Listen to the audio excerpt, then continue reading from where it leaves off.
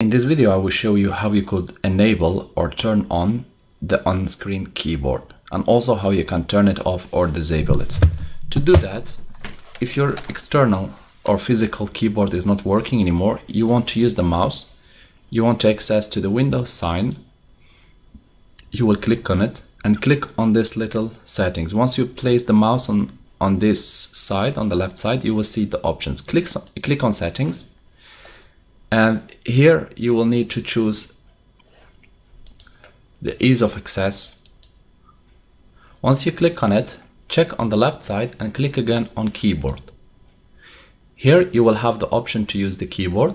So you see here, use your device without a physical keyboard, use the on-screen keyboard, click turn on, and it should appear like this.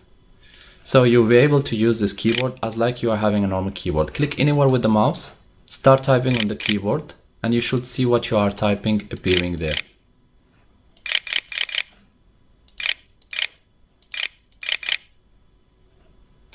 Once you are done, you can click anywhere to close what you have opened, and again click on the keyboard to close it, and this should close for you the keyboard. In some cases, the turning off of the keyboard or closing the keyboard is not enough to turn it off. You will need to go back to the settings to use your device without a physical keyboard, and you want to make sure to turn it off so that the on-screen keyboard is disabled. Thank you guys for watching, and talk to you soon in a new video tutorial.